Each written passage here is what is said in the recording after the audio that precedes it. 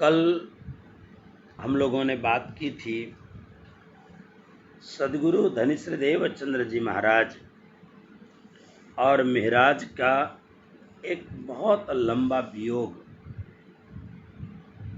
देखिए, ये एक अलौकिक संबंध है। सांसारिक संबंधों का तो आप सब विज्ञ हैं, जानते हैं। माता पिता, पति पत्नी, भाई बंधु, इष्ट मित्र, कुल कुटुंब, सबके साथ एक नाता होता है। और ये संसार के नाते रिश्ते स्वार्थ के धागे में बंधे हुए होते हैं। इसलिए किसी कवि ने कहा, स्वार्थ स्वार्थ के सब साथी, कोई न अपनाए प्रभु बिना, कौन खबरियां ले प्रभु बिना, कौन खबरियां ले। ये सारे संसार के जो संबंध हैं स्वार्थ के बहुत ही कच्चे धागे में टिके होते हैं। जरा सी स्वार्थ में कोई तिराड़ आ गया तो ये धागा टूटते हुए देर नहीं लगती है। किंतु इस जगत पर गुरु और शिष्य का जो संबंध है, आत्मा और परमात्मा का जो संबंध है, ये बड़ा अलौकिक संबंध है। श्री निजानंद स्वामी श्री देवचंद्र जी महाराज और उनके परम प्रिय जितने भी शिष्य थे, उन सब के साथ एक अलौकिक आत्मा का नाता था। और उसमें भी श्री निजानंद स्वामी का श्री महाराज के साथ में जो संबंध था, एक दुर्लभ और अलौकिक संबंध था। ये संबंध संसार के सारे संबंधों से बहुत ऊंचा संबंध था। इसलिए जो संसार के लोग हैं, इस रंगमंच पर नाटक करने के लिए आए हुए जो भी लोग हैं, बालबाई हैं, गांगे जी, बिहारी जी हैं, नाग जी हैं, इन सब लोगों को श्री जी के हृदय में अपने सद्गुरु के लिए जो धड़कनें होती हैं और सद्गुरु महाराज के लिए अपने परम प्रिय शिष्य के प्रति जो अलौकिक एक भावापन्न अवस्था है, इस बात को जो जिनको संसार की गतिविधियों का था है, उनको कैसे पता लगे। इसलिए एक षड्यंत्र के चलते और इस श्री जी जब अरब से आए थे, सद्गुरु महाराज ने मुंह फेर लिया। हृदय में कितनी भावनाएं थी, हम जामनगर जाएंगे और जामनगर जा करके सद्गुरु महाराज के श्री चरणारविंद में अपने मस्तक को टिका देंगे। हमारे अंदर सद्गुरु के दर्शन के बिना जो मचलाहट है, सद्गुरु के दर्शन की जो अकुलाहट है, हमारी आत्मा को ठंडक मिलेगी, शांति मिलेगी। जैसे गोपियों का श्री कृष्ण के प्रति अनुराग, परम प्रेम, ऐसा ही श्री जी का श्री देवचंद्र जी महाराज के प्रति अनुराग था, अलौकिक अनुराग। भाव में फर्क है, गोपी और कृष्ण का भाव और महाराज और सद्गुरु का भाव, लेकिन वो जो अकुलाहट है, जो व्याकुलपन है, जो वियोग की अत्यंत तीव्रतम अवस्था है, वो तीव्रतम मुख से वर्णन नहीं किया जा सकता है। लेकिन जब हम जामनगर जाएंगे, सद्गुरु के चरणों का दर्शन करेंगे और इस मस्तक को जब सद्गुरु के चरणारविंद में टिका देंगे और भीतर से कितने दिनों से बंधे हुए भाव आंसुओं के माध्यम से प्रकट होंगे, सद्गुरु महाराज का अत्यंत वात्सल्यपूर्ण कृपापूर्ण वरद हस्त मेरे इस मस्तक पर पड़ेंगे, मुझे कितना हर्ष होगा, मुझे कितना आनंद होगा, मेरे हृदय को कितनी ठंडक मिलेगी। लेकिन जब आने पर सद्गुरु महाराज के चरणों में जब महाराज आकर के सिर टिका दिया, सद्गुरु महाराज को बाल भाई बिहारी जी सब लोगों ने ऐसे कुछ बातें की होंगी जिनको बीतककारों ने कुछ नहीं लिखा है। अब इसमें साहित्यकार मनोवैज्ञानिक लोग इसमें बहुत कुछ तर्क लगा सकते हैं, लेकिन कुछ ऐसा जरूर किया, प्राण मानो एक प्राण हो और दो शरीर हो। वैसे भी श्री जी ने कहा है कि दो जामा है और रूह तो एक ही है, आत्मा तो एक ही है। तो आज जब श्री जी आए और उन्होंने चरणों पर मस्तक नमा दिया, लेकिन सद्गुरु महाराज ने उत्तर नहीं दिया, बोले नहीं। बहुत अनुनय विनय करने पर भी जब सद्गुरु महाराज ने मुंह फेर दिया, फिर वहां से निकल पड़े। तो कल आपने बात सुनी, और घर में रहे तो घर घर होता है। घर में रहे उस भाभी ने, जिनके भाई को गुरु के प्रति अत्यंत दुराग्रह पूर्ण बात करने पर जिस भाई के साथ झगड़ा हुआ था, वो भाई की भाभी ने ताने मारे। लोग बहुत ताने मारते हैं। फिर कल्ला जी के पास जाकर के ध्रोल में उन्होंने नौकरी की। 2 वर्ष 8 महीने तक उन्होंने नौकरी की, और नौकरी करने पर वहां अब धीरे धीरे श्रीदेव चंद्र जी महाराज का शरीर शिथिल होने लग गया। लगभग 74 वर्ष की उम्र होने वाली है, 1 महीने की कम।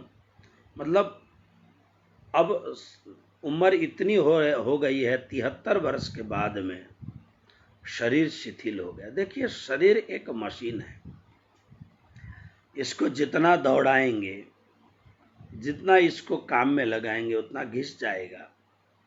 और इस संसार में जो भी आए हैं, उन सबको, चाहे वो साधारण संसारीय मनुष्य हों, चाहे कोई अवतारी पुरुष हों, चाहे वो कितने भी बड़े योगीराज क्यों न हों, लेकिन इस संसार में कोई हमेशा के लिए रहता नहीं है। ये संसार सब आते हैं और एक दिन जाना पड़ेगा। इसलिए तो महात्माओं ने कहा, आया है सो जाएगा, राजा रंक फकीर, कोई सिंहासन चढ़ चले, कोई बांधे जात जंजीर। जो आया है उसे तो जाना पड़ेगा। कैसे जाएंगे? आकर के एक कीड़े मकोड़ों की तरह कोई नहीं, बस आए और खाए पिए, अपना घर बार किया, उसके बाद में चले गए। मरने के बाद में आर्यघाट में या मरने के बाद में शमशान में ले जाके जला देंगे, राख बना देंगे, और एक अच्छा सा फोटो फ्रेम बना करके दीवार पर लटका देंगे। आपको याद है, प्रारंभ में लोगों के आंखों में आंसू होते हैं, अगर आंसू बहाने जैसा कर्म किया है तो। लेकिन जीवन भर जिसने लोगों को आंसू बहाने पर मजबूर किया है, उन लोगों को लोग अश्रु सहित याद नहीं करते हैं। दीवार में खूंटे पर फोटो लटका हुआ है, लेकिन समय बीत जाने पर कितना भी प्रिय आदमी क्यों न हो, उसके फोटो में इतना धूल जम जाता है। वार्षिक श्राद्ध के दिन फोटो से धूल झाड़े जाते हैं, अरे बहुत धूल जम गया। नहीं तो कहाँ लोगों को फुर्सत है। ज्यों ज्यों समय बीतेगा, वो भीतर में जो अपने परिवार के प्रति जो गए हुए लोग हैं उनके प्रति जो भावुकपन था, धीरे धीरे समय बीतता जाता है और उसके ऊपर यादों के धूल चढ़ते जाते हैं, भूल जाते हैं, बिसर जाते हैं लोग। लेकिन आपको आश्चर्य लगेगा, आज भी इस संसार में जो साधु संत हैं, जो महापुरुष हैं, जिन्होंने अपना जीवन का तिल तिल समाज के लिए, सुंदर साथ के लिए, राष्ट्र के लिए, तिल तिल जिसने अपने जीवन को सेवा में समर्पित किया, आज उनको सैकड़ों वर्षों में भी आज उनको याद किया जाता है। आपको मैं उदाहरण बताऊं, सेवा का भाव कैसा है। आप कभी, मैं जो प्रत्यक्ष आज का जो भाव है वो मैं आपको बताता हूं। आप जाइए कालिंपोंग, गुरु महाराज, गुरु जी श्री 108 मंगलदास जी महाराज के समाधि का दर्शन करिए। गुरु महाराज के समाधि की नित्य सेवा होती है। एक पुजारी वहां रहते हैं परमानेंट, और वो पुजारी गुरु महाराज की नित्य सेवा करते हैं। आज 32 वर्ष 33 वर्ष हो गया होगा, 1985 को धाम गए थे गुरु महाराज। इतने वर्षों के बाद में भी आज भी आप समाधि मंदिर में प्रवेश करेंगे, आपको समाधि तजो एकदम ताजा तरोताज लगेगा। वहाँ प्रतिदिन वस्त्र बदले जाते हैं, फोटो रात को पौढ़ावनी किया जाता है, प्रातःकाल पुजारी उठाते हैं, आरती होती है। जैसे मैं इतना दूर मैं रहता हूँ, लेकिन मैं बहुत कोशिश करता हूँ, साल में 2 बार 3 बार 4 बार जब भी मुझे वक्त मिलता है तो मैं दौड़ करके एक रात के लिए भी पहुँचता हूँ। हमारा जो गुरु भाइयों का ग्रुप है, जैसे सदानंद जी महाराज हैं, मोहन प्रियाचार्य जी वहाँ संभालते हैं, श्यामानंद जी महाराज हैं, हम जो गुरु भाई हैं चाहे कहीं भी हों, लेकिन वहाँ हम जाते हैं और जा कर के मत्था टेकते हैं और 2-4 दिन अपने घर में रहते हैं, ऐसे रहते हैं। इसी भांति आप भद्रावतीपुरी धाम में आइए। भद्रावतीपुरी धाम में परमहंस महाराज जी का जो समाधि मंदिर है, वो संसार का सबसे भव्याति भव्य समाधि मंदिर है। इतनी बड़ी समाधि मंदिर राजे महाराजे महापुरुष किन्हीं का भी नहीं होगा। विराट 10,000 स्क्वायर फीट के 2 मंजिल वाला विराट समाधि मंदिर है। आप आकर के देखेंगे, नित्य सेवा होती है। जब बड़ौदा में हम होते हैं, प्रातःकाल 6 बजे मंगल आरती के बाद समाधि मंदिर जाके आधा पौने घंटे तक वहाँ रहते हैं। प्रतिदिन सुंदर साथ दर्शन करने वाले, अभी तो लॉकडाउन है, नहीं तो सैकड़ों सुंदर साथ प्रतिदिन दर्शन करने के लिए जाते हैं और उनको साक्षात परमात्मा की भांति उनकी सेवा होती है, आरती होती है, पूजा होती है, दर्शन करते हैं। ये त्याग का महत्व है, तपस्या का महत्व है।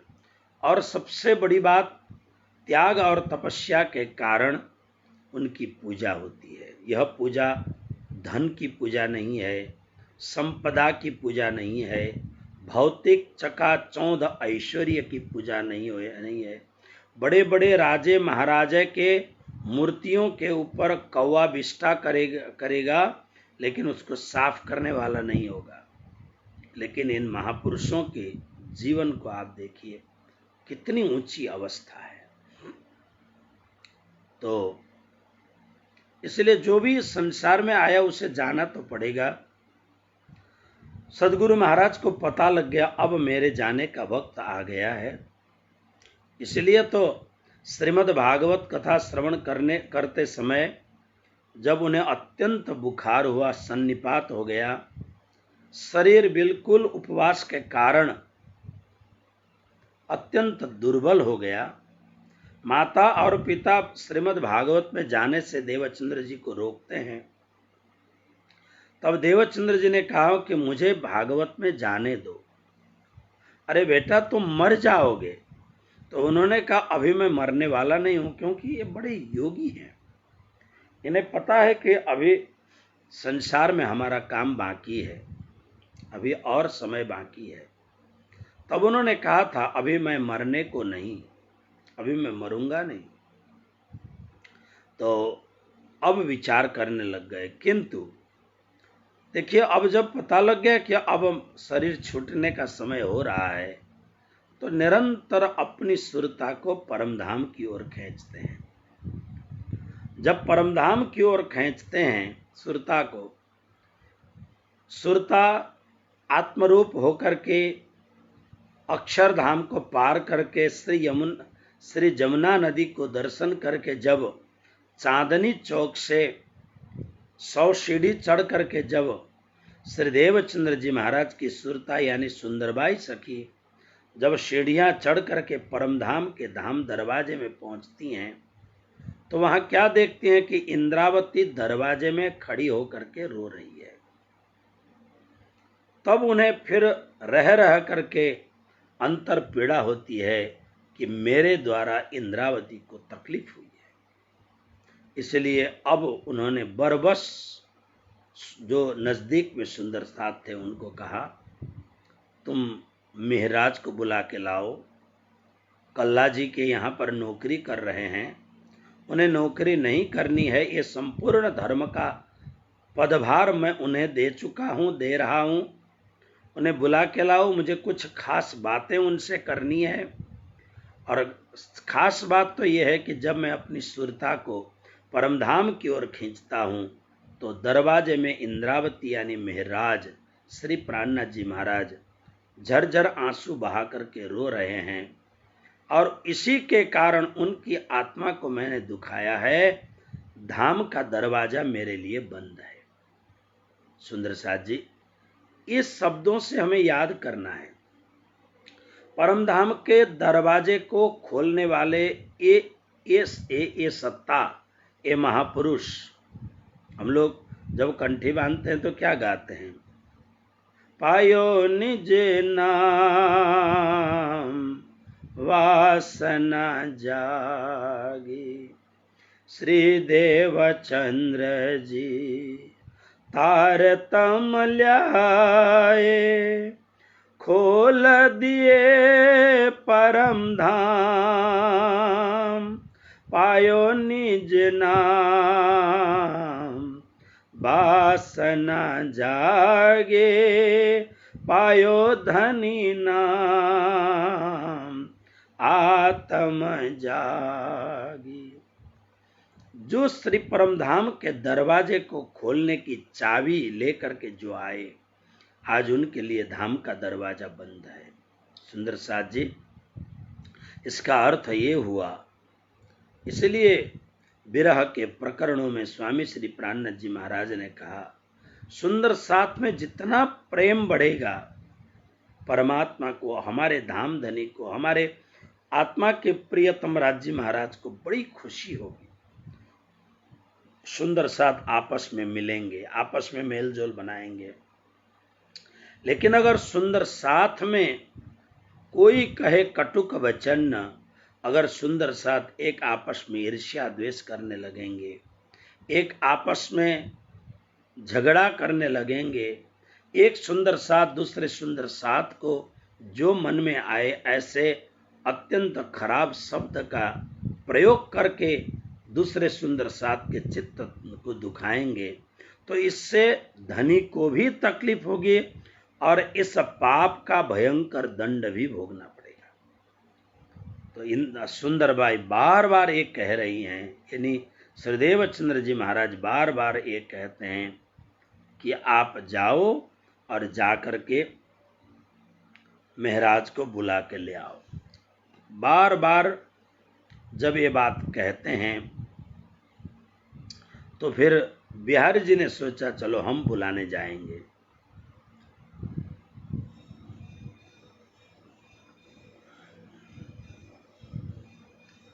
बुलावन आए श्री देवचंद्र जी की इन समय ए ठाम, फिर ईश्वर तरफ निज धाम, ल्याओ बुलाए के श्री महाराज मेरे हजर में यूं कही राज, बुला के ले आओ।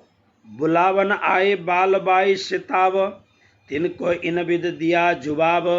हम काम काज छोड़ के आही, आवत हैं जो सितावी ताही। पहले एक बार बालबाई गई, उन्होंने कहा सदगुरु महाराज की तबीयत बहुत अच्छी नहीं है, आप आ जाओ, तुम्हें याद कर रहे हैं। तो उन्होंने कुछ दवाएं इकट्ठा करके दिया। सारा का सारा राज्य का भार मेरे सिर के ऊपर डाल दिया है, मैं सब ठीक करके मैं जल्दी से आऊँगा। लेकिन जल्दी ना आ सके, फिर बिहारी जी को भेजा। गुरुपुत्र बिहारी जी गए, फिर बिहारी जी आए इत, कहे अमर कस्तूरी मागी दित। सुनी बिहारी जी की बात, दिल विच धरी आप विख्यात। बिहारी जी गए और जाते ही बिहारी जी और दोनों का प्रणाम व्यवहार हुआ। श्री महाराज ने पूछा सदगुरु महाराज की तबीयत कैसी है। बिहारी जी ने कहा वैसे ठीक है, आपको याद करते हैं, लेकिन अभी ऐसी कोई जल्दीबाजी नहीं है, आप अपना काम समेट करके आएं, लेकिन अगर अमर कस्तूरी वगैरह जो भी दवा है वो आप दे दीजिए।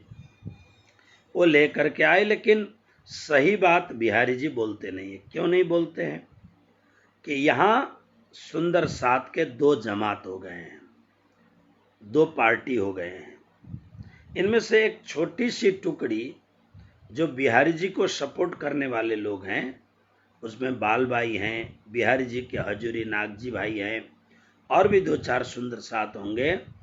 इनके मन में एक भाव ये जागा, शायद अब देवचंद्र जी महाराज की यह जो संपूर्ण विरासत है, यह जो महिमापूर्ण गादी है, इसमें महाराज बैठ जाएंगे। क्योंकि सदगुरु ने बार बार ये सब कुछ महाराज तुम्हारे जिम्मे में है करके सदगुरु महाराज ने महाराज को धर्म का, सुंदर साथ का और धाम का पदभार दिया है। इस भाव से बिहारी जी को बहुत अच्छा न लगा। अरे मैं उनका सुपुत्र होते हुए सब कुछ महाराज को देंगे। इसलिए मन में ऐसा भाव है कि महाराज सदगुरु महाराज से जितना दूर रहें उतना अच्छा है, इसलिए सही बात नहीं बोलते हैं। बार बार जब ऐसा कहने पर भी, जब सदगुरु महाराज श्री प्राणनाथ जी महाराज को हकीकत सच्ची बात नहीं कही, और इधर प्राणनाथ जी का हृदय इतना भावपूर्ण हो गया है, यूं करते बिहारी जी को फेर, पठाए धनी ने दूसरी बेर। तुम जाओ सिताबी यूं कही राज, ल्याओ बुलाए इत श्री महाराज। फिर भेजा, लेकिन वहां जाकर के बिहारी जी सही बात नहीं कहते। जो कहते साथ को आही, सिंधी की भाषा के माही। मुँह मुँह कोड़ मथन्न, हम बातें जो करें तिनसे, जान हुन कोड़ धड़ धड़ धड़ कोर मथन्न। मत्था मत्था कोड़ मुँह मुँह मुँह कोड़ जिम्भन्न। हे तरा मिड्डी तो ही जा ताजे गुण गणन्न, भाल तो ही जे कड़ी तो के किन पुंजन। आए बिहारी जी फेर के आही, बात करी इशारत से ताई। पिता को भयो आजार है इत, कछु औषध चाहिए है तित। फिर यही बात करते हैं आकर के, बार बार जाते हैं, बार बार जा कर के यही बात करते हैं कि सदगुरु महाराज के लिए कुछ दवा चाहिए, अभी उनकी तबीयत नादुरुस्त है। तब जब बार बार ऐसा कहते हैं, और एक बार तो इतना ज्यादा मन में भाव जागा, तब रीस चढ़ाए के कहे वचन। बिहारी जी को धनी ने ठौर इन, तुम बुलाए ल्याओ उन्हें ठौर इत, तो सुख पावे आत्मनित।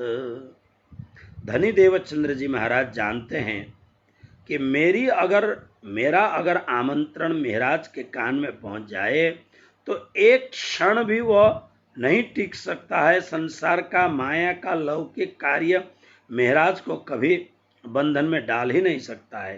लेकिन सदगुरु भी जानते हैं ये लोग समाचार जिस न, तो इसलिए एक बार देखो सनेह सखी जी महाराज शब्द प्रयोग करते हैं, तब रीस चढ़ाए के कहे वचन। क्रोध आ गया, अत्यंत प्रबल क्रोध आ गया और बिहारी जी को डांटा सदगुरु ने, बेटे तुमको हम बार बार कहते हैं लेकिन तुम महाराज को बुला के नहीं लाते हो, कारण क्या है? हम पैठन सके धाम के माही, ठाड़ी रुदन करे इंद्रावते ताही, जब इन विद सुकन कहे सुनाए, तब बालबाई पहुंची धाये। अत्यंत तकलीफ से मन में अपने शिष्य से मिलने के लिए हृदय इतना बेचैन हो रहा है, इसलिए उन्होंने रीस चढ़ा करके यानी गुस्से में आकर के श्रीदेव चंद्र जी महाराज ने जब फटकारा, तब बालबाई से रहा नहीं गया। बालबाई सदगुरु की परम भक्त थी, लेकिन वो बिहारी जी के पक्ष में थी। बालबाई को बहुत दुख लगा और वह ध्रोल बहुत दूर नहीं है, साधन सवारी हो तो पहुंच जाते हैं तुरंत, 12 कोस की दूरी है। बालबाई दौड़ करके पहुंची, जा करके बालबाई ने थोड़ा खींच करके कहा, बेर बेर मानस पठवाए, तुम नौतनपुरी क्यों नहीं आए, तुमको श्रीदेव चंद्र जी इन बेर याद करत श्री मुख फेर फेर। बालबाई ने कहा कि बार बार तुम्हें याद करते हैं सदगुरु महाराज, तुम आते क्यों नहीं हैं? इन लोगों को सबको क्या लगा, बिहारी जी तो जा करके बताते ही नहीं है कि याद कर रहे हैं सदगुरु महाराज, बस समाचार देने आया हूं, कुछ जो तुम खर्चा पानी वगैरह जो देना चाहते हो दो करके सामान लेके आते हैं। और यहाँ बालबाई वगैरह सब लोग क्या समझते हैं कि सदगुरु महाराज ने उन्होंने उत्तर नहीं दिया था, इसलिए महाराज के हृदय में बहुत ही ज्यादा दुख है, जिससे सदगुरु महाराज से नाराज हो करके महाराज दर्शन करने नहीं आते हैं। सुंदर साथ को ऐसा लगता है श्रीदेव चंद्र जी महाराज बार बार, कारण क्या है? देखिए ये महापुरुष, ये उनके प्राण अपने अधीन हैं, प्राणों के अधीन ये नहीं है, लेकिन शरीर अब इतना बोझिल हो चुका है, अब शरीर में आत्मा रहने के लिए बिल्कुल मुनासिब नहीं समझती है। अब इस शरीर रूपी पिंजड़े को छोड़ करके आत्मा इस पिंजड़े से उड़ जाना चाहती है, लेकिन इसी कारण अगर मैं परम शिष्य प्रिय शिष्य से नहीं मिलूंगा तो मैं इस शरीर को छोड़ नहीं सकूंगा, ये भाव से बार बार बुलाते हैं। इसलिए बालबाई ने जाकर के खरी खोटी सुनाई, महाराज तुम इतने बड़े भक्त हो सदगुरु महाराज के, सदगुरु महाराज के इतने बड़े प्यारे हो तुम, बार बार तुमको बुलाने पर भी तुम मान खोज के बैठे हुए हो, तुम सदगुरु महाराज के चरणों में आते नहीं हो। हम जाए सके नहीं धाम माही, रहे हैं इनके वास्ते आई, तब श्री महाराज कही जो बात, तिन कहीं न हमसे ए भी ख्यात। जब बालबाई के इतना कहने पर कल्ला जी के पास पहुंचे और कल्ला जी को कहा, देखिए मैं आज एक क्षण मात्र भी रुक नहीं सकूंगा, मैंने सारी व्यवस्थाएं कर दी हैं, पहले से मैं तैयारी कर रहा था, उचित योग्य सेवकों को मैंने सेवा में समर्पित कर दिया है, मेरे सदगुरु महाराज मुझे याद कर रहे हैं, क्योंकि पूर्व में आने वाले लोग मुझे सही सही सदगुरु महाराज की अवस्था की जानकारी नहीं दे रहे थे, लेकिन मैं इसी समय तुरंत ध्रोल छोड़ करके मैं सदगुरु महाराज के चरणों में जाने वाला हूं करके कल्ला जी से विदाई लेकर के चल पड़े। और जाने के बाद में तब उस समय श्रीदेव चंद्र जी महाराज के चरणों में पहुंचे।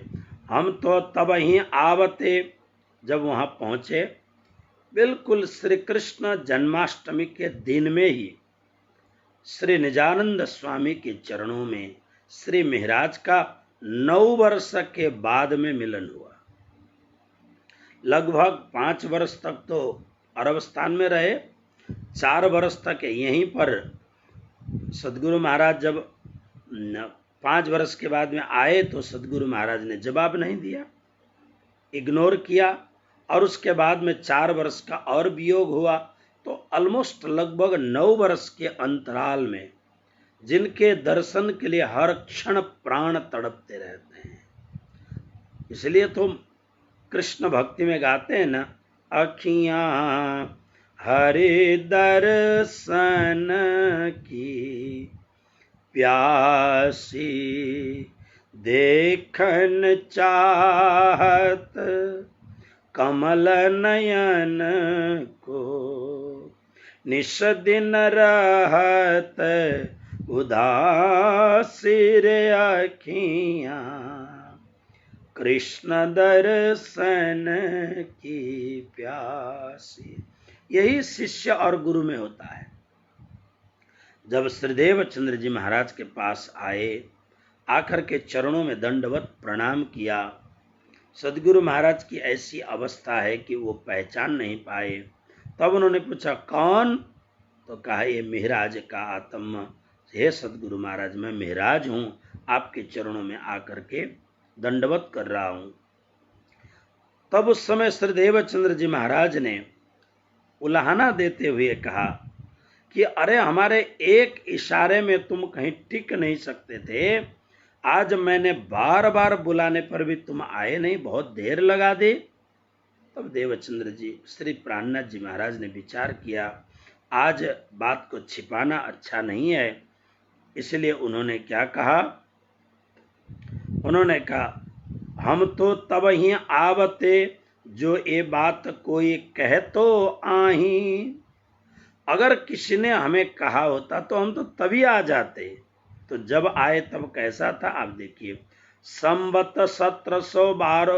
1712 माही, भय मिलाप श्री देव चंद्र जी से आही। श्रावण बदी हति अष्टमी, अब मैं कहूँ बात सो जमी। जिन विध करी धनी ने बातें, सो सतगुरु कृपाएं कहूँ विख्यातें।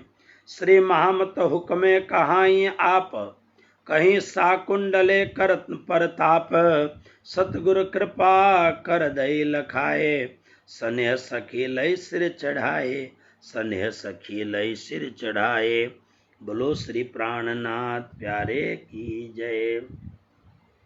इस प्रकार से श्रावण वद अष्टमी गुजराती परंपरा में, हिंदी हमारे जो पंचांग है उसके हिसाब से, यानी जन्माष्टमी के दिन सदगुरु के चरण में आकर के श्री महाराज चरण में पड़े हैं।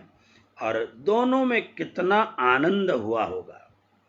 यह 9 वर्ष का विरह केवल महाराज को मात्र नहीं था, अपने अतिशय प्राण प्रिय शिष्य को देखने के लिए, अपने प्राण प्रिय शिष्य को स्पर्श करने के लिए, अपने प्राण प्रिय शिष्य से बातें बतियाने के लिए भी श्री देवचंद्र जी महाराज लालायित थे।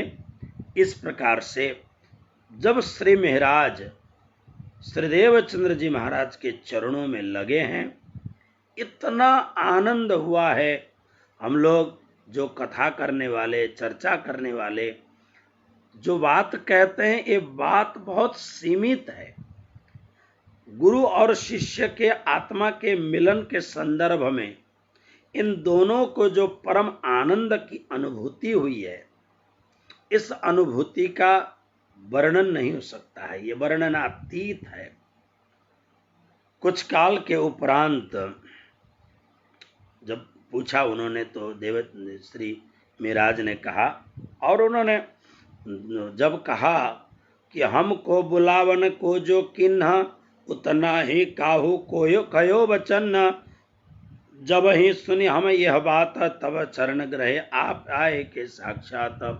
वैसे श्री महाराज जी कभी किसी की शिकायत नहीं करते हैं, प्रगल्भ विचारक हैं, धामधनी स्वरूप हैं। लेकिन आज सोचा सदगुरु महाराज को नहीं कहूँगा तो इनके चित्त में गांठ बनी रहेगी। इसलिए जब सदगुरु महाराज ने कहा, मैंने बहुत याद किया, आए क्यों नहीं तुम? मेरे से बहुत नाराज हो, मैंने तुम्हें प्रणाम का उत्तर ने, तुम जानते हो क्यों, लेकिन क्या इतनी नाराजगी अच्छी है? बहुत नाराज हो तुम करके जब श्रीदेव चंद्र जी महाराज ने अत्यंत प्यार भरे शब्दों से उल्हाना देते हुए कहा, तब श्री देवचंद्र जी महाराज को श्री प्राणनाथ जी महाराज कहते हैं, उतना ही काहू कहो बचन। किसी ने भी मुझे आकर के ये नहीं कहा कि सदगुरु महाराज तुम्हें बहुत याद कर रहे हैं। हर कोई व्यक्ति जो मेरे पास आते थे वह यही बोलते थे, तबीयत बहुत अच्छी नहीं है, बूढ़े हैं ना, इसलिए शरीर वृद्ध हो गया है, शरीर जर्जर हो गया है, इसलिए आप उस समय के जो विटामिन वगैरह हैं ये सब तो सामान और संपत्ति लेकर के आ जाते थे। तब महाराज कहते हैं कि जब ही सुनी हम यह बात, लेकिन बालबाई ने आके पहले बालबाई गई थी तो बालबाई ने भी नहीं कहा, लेकिन जब बालबाई ने देखा सदगुरु महाराज बहुत दुखी हो रहे हैं तो सदगुरु महाराज के दुखीपन को देख के बालबाई कराहा उठी, हम पाप लगेगा इससे, तो इसीलिए बालबाई ने जाके कहा कि तुम क्यों नहीं आते हो। बार बार बुलाने पर बालबाई महाराज से बड़ी थी, बड़ी गुरु बहन थी, उलाहना देते हुए कहा। तब इंद्रावती यानी महाराज कहते, हे गुरु महाराज, तब चरण ग्रह आए के साक्षात, ज्यों ही मुझे पता लगा कि मुझे आप याद कर रहे हैं, मैं कल्ला जी यानी राजा के पास जाके सब कुछ 1 सेकंड में सब कुछ समर्पण करके मैं तुरंत आपके श्री चरण में आ गया हूं। तब अब न आओगे तहां फिर, लौकिक काम में इन बेर, के फिर जाओगे लौकिक काम, के आगे काम करने धाम।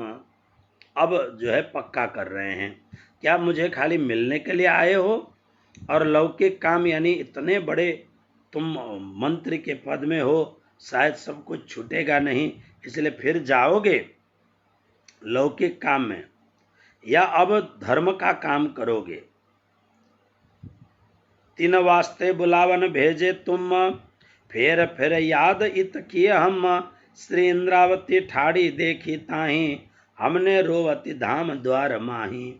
धाम के दरवाजे पर तुम्हारी पर आत्मा रो रही है, दरवाजा बंद करके वहां खड़ी है, मुझे पता लगा इसलिए मैं तुम्हें बुला रही थी, बार बार सुंदरबाई सखी कहती हैं। तो उन्होंने क्या कहा, देखो कितने खुले शब्दों में कहा, अगर तुम न आते हम बैठ सके नहीं धाम, इनको रोवती देख ए ठाम, इन विद तुम्हारी बात देख, बुलाए बहु याद कर विशेष। इसलिए हमने तुम्हें याद किया, क्योंकि तुम्हारे न आने से, तुम्हारे साथ मेरा मिलाप न हो, तुम यदि प्रसन्न नहीं होगे तो मैं परमधाम के दरवाजे के अंदर जाने की मेरे में सामर्थ्य नहीं है, मैं नहीं जा सकता हूं।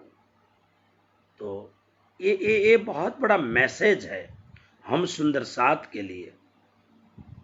हमको किसी को भी जब हम धर्म में दाखिल हो जाते हैं, जब हमारी जागनी हो जाती है, जब हम कंठी बांध लेते हैं, जब हम सुंदर साथ कहलाते हैं, उसके बाद में हमें चाहिए कि जीवन फूंक फूंक करके कदम रखें, किसी के लिए भी हम कांटे न बने। धनी देवचंद्र जी महाराज जो साक्षात श्यामा जी महारानी हैं, उनके लिए भी दरवाजा बंद हो सकता है, तो हम और आपकी विषाद क्या है। अब कहने लग गए, क्या बोलते हैं, है जागनी जो तुम्हारे हाथ। देखिए अब क्या बातें हो रही हैं। बिहारी जी हैं और भी सुंदर साथ हैं, बालबाई नाग जी वगैरह आसपास में हैं, लेकिन सदगुरु महाराज बड़े प्रेम से जो सत्य है, जो हकीकत है, जो वास्तविक बातें हैं वो कह देते हैं। है जागनी जो तुम्हारे हाथ, मैं सौंपता हूं तुम्हें सकल साथ, इनको जगाए के ल्याओ धाम, करो पूरन मन के सकल काम। हे महाराज, ये जागनी का दायित्व तुम्हारे हाथ में है। अब जागनी का दायित्व बहुत ध्यान से श्रवण करें आप। जागनी का दायित्व क्या है, श्री परमधाम के 12,000 ब्रह्म सृष्टियों को जगाना, अक्षरधाम के 24,000 ब्रह्म सृष्टियों को जगाना। उसके उपरांत जागनी ब्रह्मांड में जब ब्रह्म सृष्टि आए हैं तो अनंत अनंत जीव सृष्टि, माया की सृष्टियों को भी जगा करके धाम की ओर ले जाना। तो ये जागने की सिलसिला बहुत लंबी सिलसिला है। इसमें लाखों लाखों भक्तों को तारतम महामंत्र प्रदान करके उन्हें परमधाम का रास्ता बताना है। इसलिए ये जागने का विशालतम कार्य, ये जागने का सर्वश्रेष्ठ जो कार्य है, ये मैं तुम्हारे हाथ में सौंप रहा हूं। यानी जागने का संपूर्ण कार्यभार हम तुम्हारे हाथ में सौंप रहे हैं। मैं सौंपता हूं तुम्हें सकल साथ। अभी जो 312 सुंदर साथ तुम्हारे साथ 313 ये तो हैं ही, लेकिन इसके अतिरिक्त आने वाले जो लाखों सुंदर साथ हैं, उन सब सुंदर साथ मैं तुम्हें सौंप के जा रहा हूं। इनको जगाए के लियाओ धाम, करो पूर्ण मन के सकल काम। सबको जगा के लेके आओ परम धाम में, सबकी मनोकामना पूर्ण करो। या कारण रहो तो अटक चित्त, भली भई अब तुम आए इत। हमको परम उपजो है सुख, यूं करते बातें धनी श्रीमुख। बस अब हमें बड़ा आनंद हुआ, मुझे अभी हमें चैन पड़ गया है, हमें परम आनंद हो गया है, इसलिए बस अब तुम आ गए, आओ। यूं कहते पहर दो गई जाम, बोले ता समय धनी धाम। दोपहर का समय हो गया, जाओ स्नान करो। स्नान कर सेवा करो जाए। स्नान करो, स्नान करके स्वच्छ वस्त्र पहन करके कहते सेवा करो। इसका मतलब ये हो गया, श्रीदेव चंद्र जी महाराज अक्षरातीत परब्रह्म परमात्मा की जो आसमानी वस्त्र आए थे, बागा वस्त्र, जो हरिदास जी के यहाँ जो बांके बिहारी के जो वस्त्र आए थे, अभी भी उनकी सेवा श्रीदेव चंद्र जी महाराज की परंपरा में चल रही थी। इसीलिए महाराज को कहते, महाराज स्नान करो और जाकर के तुम सेवा करो। तब करी विनंती सुने श्री राज, सेवा करे बिहारी जी आज। वैसे तो प्रतिदिन बिहारी जी सेवा करते हैं, इसलिए आज भी बिहारी जी को सेवा में लगाएं। तो कहते, तब बोले श्री धनी करो तुम, क्यों फेरत हो हमारा हुक्म। क्योंकि महाराज, जब महाराज को कहा तुम सेवा करो, सब सुंदर साथ की जिम्मेवारी महाराज को सौंप दिया, तो इससे गांग जी भाई बहुत बेचैन हो गए। मेरा क्या रहा, न तो मैं इधर का, मैं गुरुपुत्र होना बेकार है मेरे लिए। और देखो देखो प्रतिदिन मैं सेवा करता था, आज सेवा भी महाराज को दे दिया। इसलिए गांग जी ये जो बिहारी जी के चेहरे की जो भाव भंगिमा है, उसको ताड़ते हुए महाराज ने कहा, गुरु महाराज आज सेवा बिहारी जी को दें, मैं फिर करूंगा।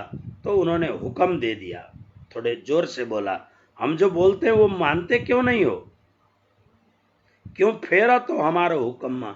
हमने तुमको बोल दिया कि सेवा करो धनी की, हमारे हुक्म को फेरते क्यों हो, यानी बदलते क्यों हो। तब बोले सब मिल तहाँ साथ, क्यों न करो कहत प्राणनाथ। जब प्राणनाथ सदगुरु महाराज कह रहे हैं महाराज तुम सेवा, सबकी इच्छा थी महाराज करें, तो महाराज ने फिर तब उठ के सेवा आप किन्न, आज्ञा धनी की शीस लिन्न। सिर में आज्ञा लेकर के उठे, स्नान वगैरह करके श्रीदेव चंद्र जी महाराज जो सेवा करते थे, उसके उपरांत श्रीदेव चंद्र जी महाराज के अंतरंग शिष्य जिस राधा कृष्ण की सेवा करते थे, उस राधा कृष्ण की सेवा श्री महाराज ने की और उनको आरोगाय आरती करी सार। विराजे धनी मध में आधार, गिरद घेर के बैठे हैं साथ, बोले जो इन विध प्राणनाथ। इस प्रकार से आरती की, दोपहर का भोग लगाया और थाली ला करके सदगुरु महाराज को समर्पण किया। शोभा स्वरूप निज मंत्र जेह, श्री इंद्रावती को सौंपियो एह। भूले साकुंडल खेल माही, सकुमार को सुध कछुए नाही। तिनको ढूंढ जगाओ जाए, ए बड़े घराने दो सुहाए। सब साथ के सौंपता हूँ हाथ, इन विध बचन कहे प्राणनाथ।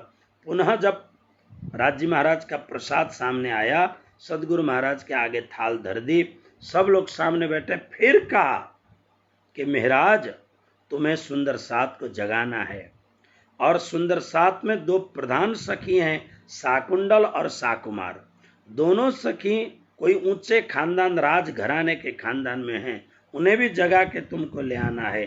सब साथ के सौंप तुम हाथ, ये सारे सुंदर सात का हाथ यानी दायित्व तुम्हें सौंप रहे हैं। अब सुंदर सात को क्या कह रहे हैं देखो, फेर बचन साथ से कही आही। अब देखो सुंदर सात को जो कह रहे हैं, स्नेह सखी जी ने बहुत सुंदर वर्णन किया है। मोहे जानियो श्री इंद्रावती के माही। अब बिहारी जी तो और चमके। सदगुरु महाराज कहते हैं, हे सुंदर सात जी, आप लोग एक बात ध्यान रखना कि अब मेरा परमधाम जाने का वक्त आ गया है। मैं, क्योंकि परमधाम इंद्रावती का हृदय है, यानी महाराज का हृदय ही परमधाम है, इसलिए मैं इंद्रावती के हृदय में यानी महाराज के हृदय में आके बैठूंगा। इसलिए मोहे जानियो श्री इंद्रावती माही। अगर मेरे धाम जाने के बाद में मुझे खोजना हो तो महाराज के अंदर मुझे खोजना, यानी महाराज ही आपके सर्वे सर्वा हैं, ये कहने का भाव है। आज्ञा इनकी न कीजो लोप, हम इन माहे बैठे हैं गोप। अब मेरे बाद में महाराज जो भी आज्ञा देंगे, कभी इनकी आज्ञा टाल, जैसे मेरी आज्ञा को आप लोग टालते नहीं हो, ऐसे इनकी आज्ञा को टालना नहीं, क्योंकि इनके अंदर अत्यंत गुप्त भाव से मैं स्वयं विराजमान हूँ। अब साथ उठ तब सब पर्यो पाए, श्री महाराज भाई के आए।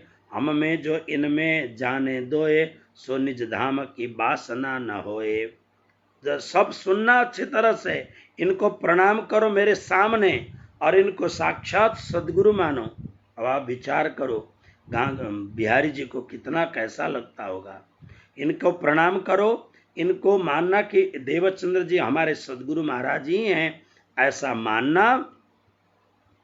और इतना तक कह दिया, अगर मेरे में और महाराज में अंतर देखोगे, सो निज धाम की वासना ना होए, वो परम धाम की आत्मा हो ही नहीं सकती है।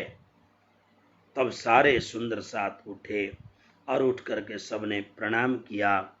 और प्रणाम करने के बाद में सदगुरु महाराज को जो थाली दी गई थी, उसमें से सदगुरु महाराज ने प्रसाद लिया, फिर वही थाली महाराज को दे दिया। ले महाराज, तुम इसी थाली में पाओ प्रसाद। जब महाराज के हाथ में प्रसाद आया तो महाराज ने श्री बिहारी जी को कहा, गुरु भाई, हे गुरुपुत्र, आइए हम दोनों सदगुरु महाराज के थाली का प्रसाद एक साथ ग्रहण करें। तो वैसे तो शास्त्र में लिखा है, ऐसे जो महान सदगुरु हैं, इनका जो उच्छिष्ट है, ये उच्छिष्ट नहीं है, ये तो शक्ति का शक्तिपात है। बिहारी जी को बुलाया, लेकिन बिहारी जी माने नहीं, मैं नहीं खाता हूँ, क्योंकि वो नाराज, बहुत नाराज थे। मैं नहीं खाता हूँ, तुम खाओ। नाराज हो गए। जब ये बातें देवचंद्र जी को पता लगा तो उन्होंने खींच करके कहा कि बिहारी जी, क्यों बात नहीं मानते हो, तुम बैठो, दोनों प्रसाद ग्रहण करो। तो ऐसा महात्मा लोग कहते हैं, बिहारी जी बैठे जरूर, लेकिन महाराज के साथ अनबन होने के कारण जब थाली में एक हिस्सा कर दिया, ये तुम्हारा ये मेरा, श्री महाराज चुपचाप ग्रहण करते हैं। और ग्रहण करने के बाद में समय पूरा हो जाता है, तब उस समय तुम बिहारी जी क्या बोलते, देखो अब वो भी गुरुपुत्र हैं और मुंहफट आदमी हैं। वो बोलने लगे, क्या बोले, बिहारी जी बचन यह, तुम छोड़ी सगाई आज देह। सदगुरु महाराज को कहा, पिताजी, आपने अपने औरस पुत्र को कुछ भी नहीं दिया और जो कुछ था सब कुछ महाराज को दे दिया। तुम देह को संबंध छोड़, लयो संबंध आत्म को जोड़। देखो जगत के किन विध है बात, धन पिता को निज पुत्र खात। संसार में नियम है कि पिता का जो धन है वो पुत्र को मिलता है, लेकिन आपने अपने पुत्र को सब कुछ से वंचित करके पराये को सब कुछ दे दिया। ऐसा ये तुम करो उलट न्याय, ये उल्टा तुम कर रहे हो, करके अपने पिताजी को बोला। लेकिन श्रीदेव चंद्र जी महाराज ने कहा, मैं लौकिक बात को मानता नहीं हूँ, क्योंकि ये सनमंद देह को मिथ्या जान, आत्म संबंध सो है नित्यान, है आत्म को सांचो संग, जासो लखे ब्रह्म के तरंग। आत्मा का संबंध ही सच्चा संबंध है बिहारी, इसलिए मैं इस बात को नहीं मानता हूँ। ले तार तुम सो जगाओ साथ, इन विद आज्ञा करी प्राण नाथ, तुम मिले श्री इंद्रावती आए, वह साथ को लई है जगाए। इसलिए हे बिहारी, तुमको भी महाराज के साथ मिल करके जागने के कार्य में आगे बढ़ना है। इस प्रकार से बातें हुई और इसी समय एक घटना घटी। बहुत दिनों से जब श्री देवचंद्र जी महाराज गांगे जी भाई के घर में चर्चा करते थे, साक्षात श्री राज जी महाराज श्री कृष्ण परमात्मा आते थे, दर्शन देते थे, भोजन करते थे, इत्यादि बातें होती थी। तब उस समय देवचंद्र जी महाराज ने चिट्ठियां लिखनी प्रारंभ करी। चिट्ठी में यही बात लिखते थे कि हे राज जी महाराज, मुझे बताएं कि मेरे बाद में इस धर्म का उत्तराधिकारी कौन होगा, और किसी सुंदर साथ के माध्यम से ये श्री कृष्ण के जेब में डाल देना। तो पत्र लिखते लिखते 69 पातियां लिखी, यानी 69 लेटर्स श्री देवचंद्र जी महाराज ने लिख करके श्री राज जी महाराज के जेब में डलवाया। सुंदर साथ ने विचार किया उत्तर देते ही नहीं है, तो बहुत सारे सुंदर साथ ने मिलकर सामूहिक पत्र लिखी और वो भी राज जी महाराज को दिया, लेकिन उसका भी उत्तर नहीं दिया।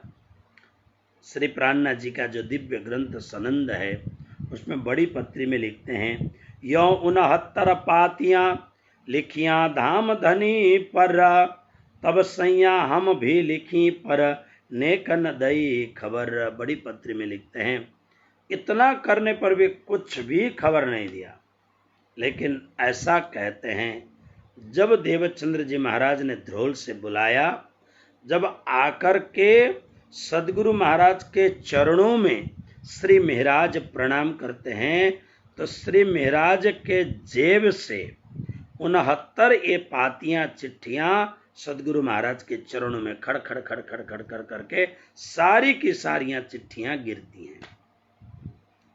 मतलब उस समय प्रकट हुई चिट्ठियां। तो धनी देवचंद्र जी महाराज को अब तो पूरा का पूरा विश्वास हो गया कि राज जी महाराज महाराज के द्वारा ही जागने का कार्य करना चाहते हैं। बिहारी जी को रीस चढ़ी जोर, इन कछु न राख्यो हमारो ठौर, ततछिन तहां से चले रिसाए, बैठे तालाब की पाल में जाए। इतना बिहारी जी को रीस चढ़ गया, सब कुछ तो दे दिया, तो सामने जो लखोटिया तालाब है वहां जाकर के उसके पाल में जाकर के बैठ गए। इस प्रकार से अब यहाँ पर श्री देवचंद्र जी महाराज और श्री महाराज ये दोनों चर्चा करते हैं, और चर्चा करते करते करते उस समय चर्चा करते करते 22 दिन व्यतीत हो गए।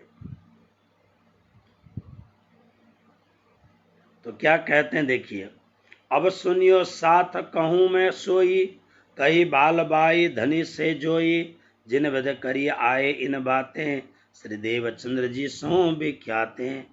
करी अर्ज बिहारी जी आए, सो कछु कहूँ संक्षेप गाये, आए बाल बाई करे प्रणाम, कर जोरी करी है धनी धाम।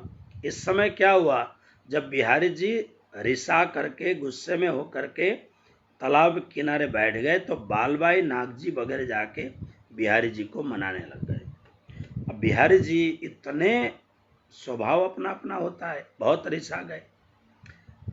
तब उस समय श्री देवचंद्र जी महाराज से क्या कहें, तो बालबाई बहुत चतुर थी। फिर उन्होंने कहा कि सदगुरु महाराज से ये कहा जाए कि आपने 313 सुंदर सात की वासना तो परख ली, परम धाम में इनकी पर आत्म का यह नाम है। लेकिन बिहारी जी की आत्मा को अभी तक आपने बताया नहीं कि श्री परमधाम की एक कौन आत्मा है। तुम बिना दया को करे प्यारे, महादुख करें पुत्र तुम्हारे।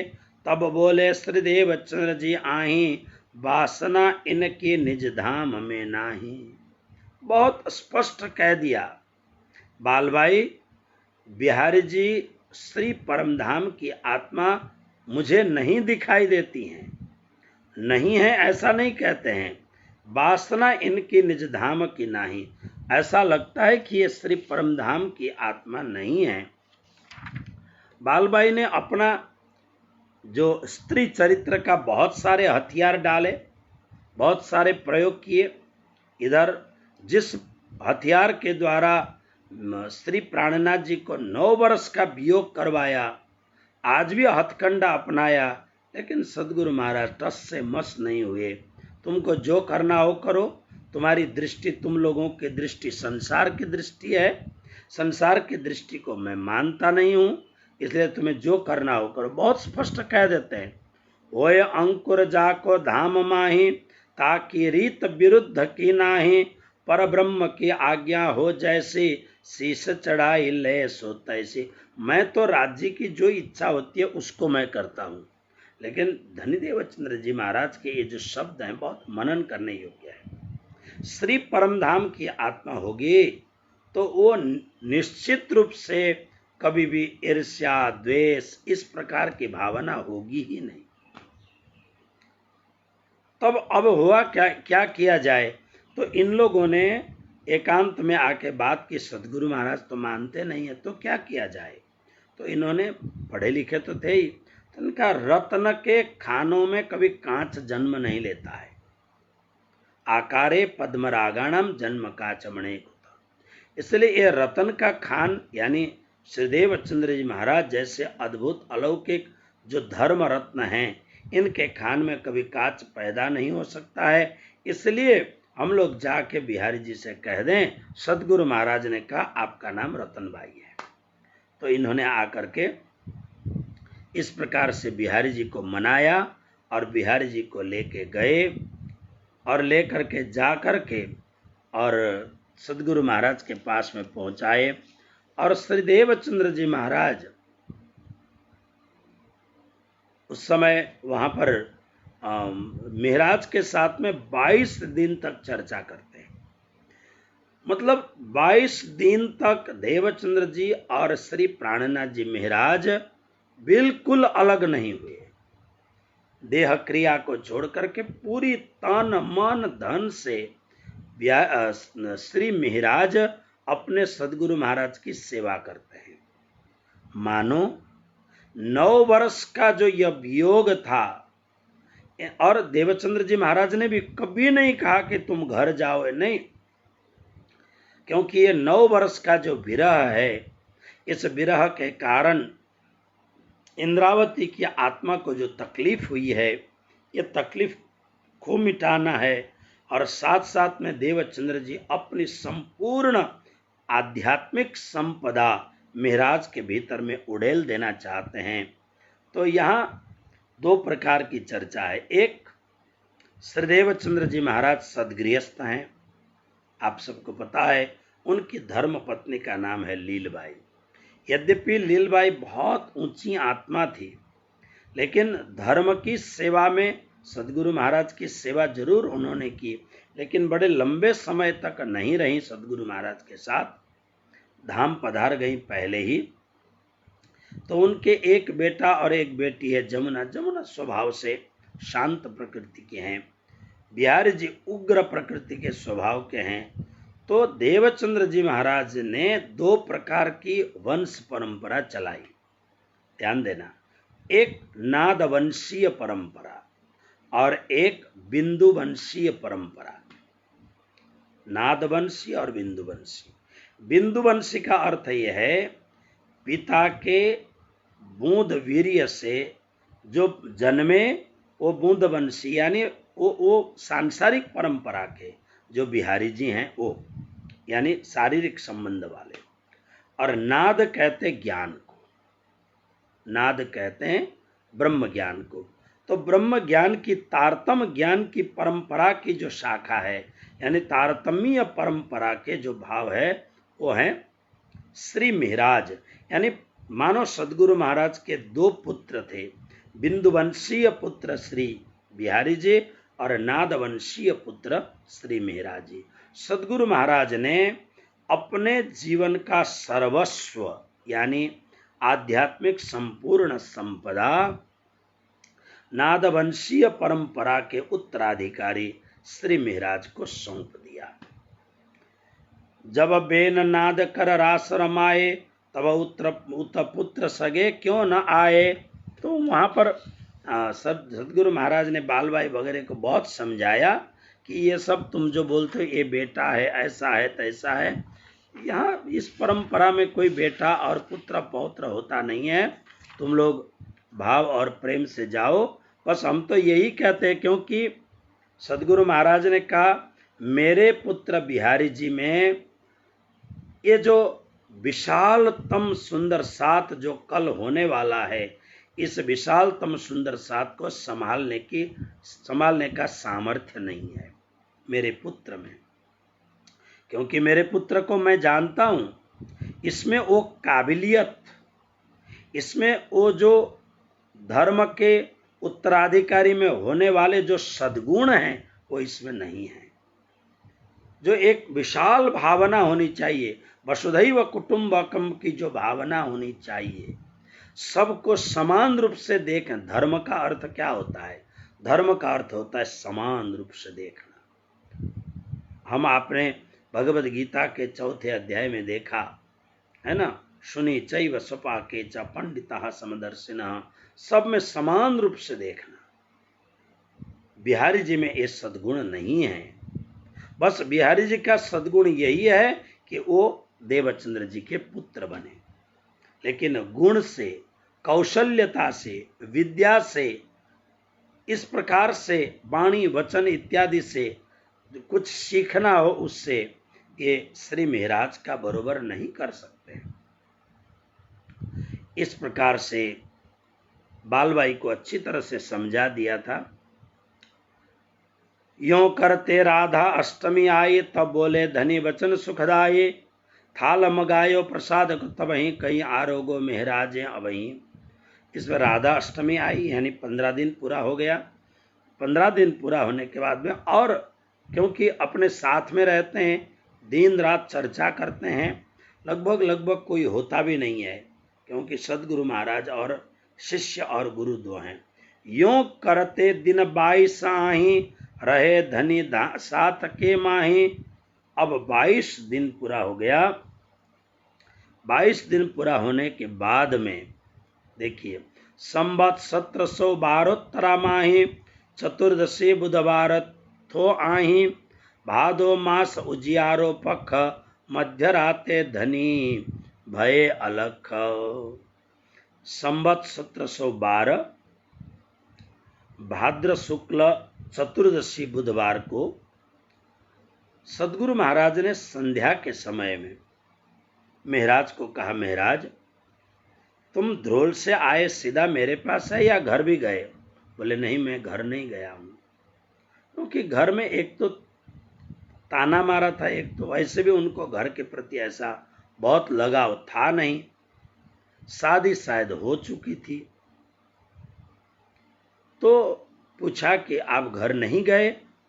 तो नहीं, मैं तो नहीं गया। तो सदगुरु महाराज ने कहा घर जाओ।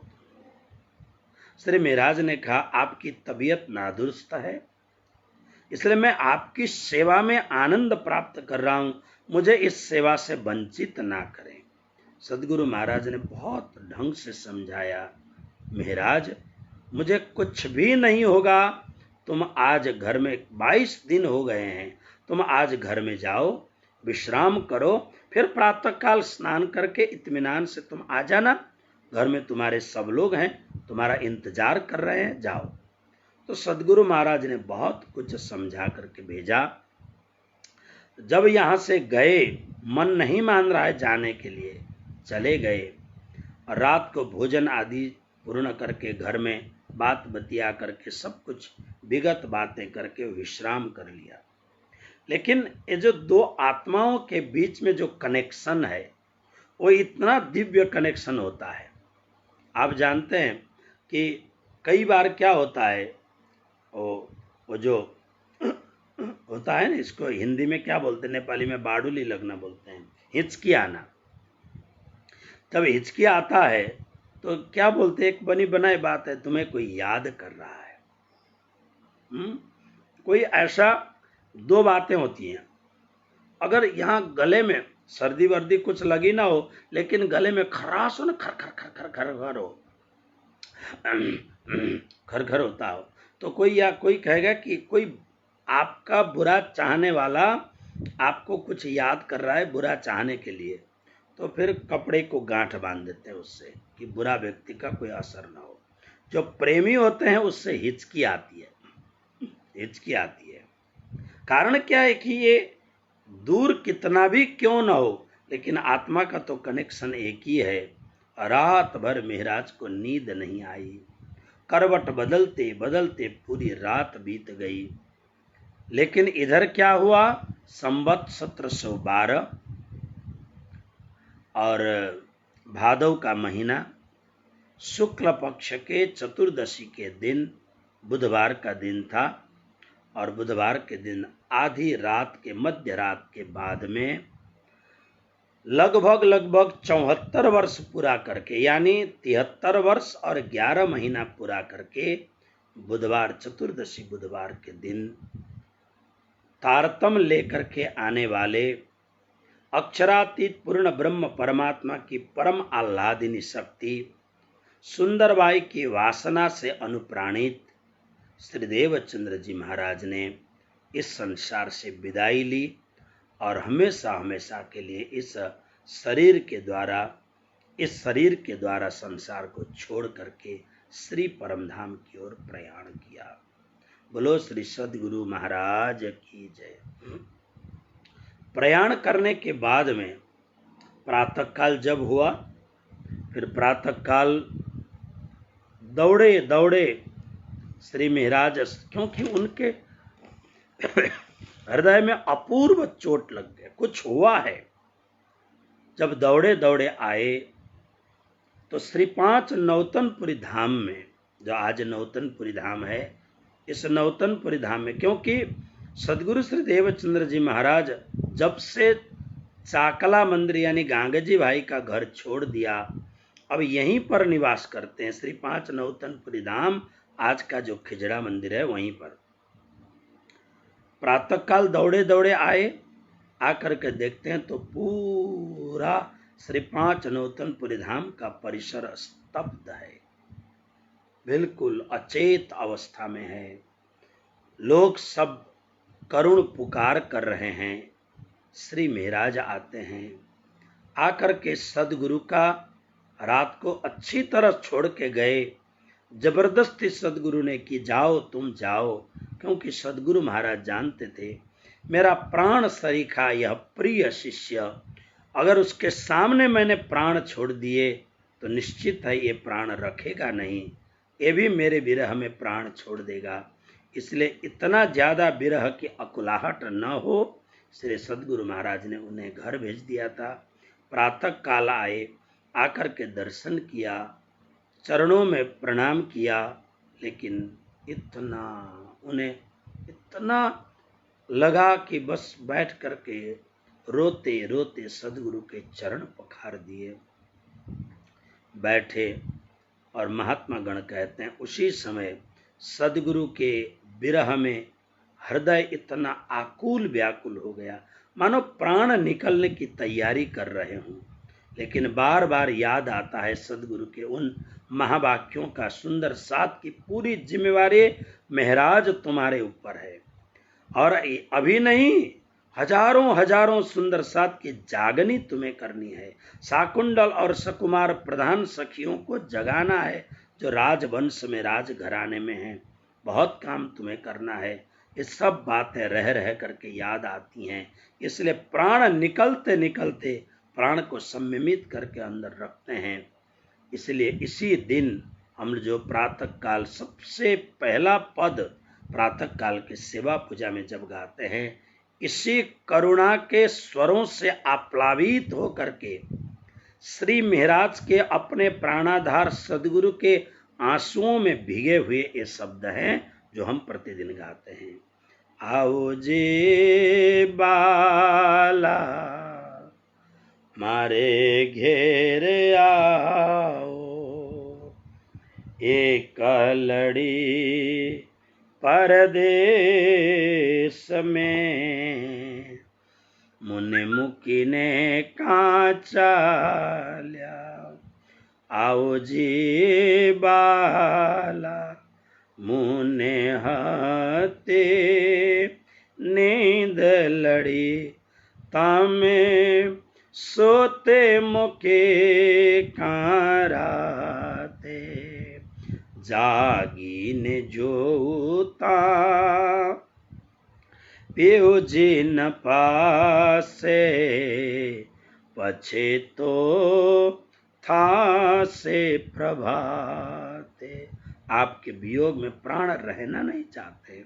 कल कली ने कहूँ छू तमने आओ जो आने क्षणे मारा मन ना मनोरथ पुराण कर जो श्री इंद्रावती लागे चरणे बालो महामती लागे चरणे।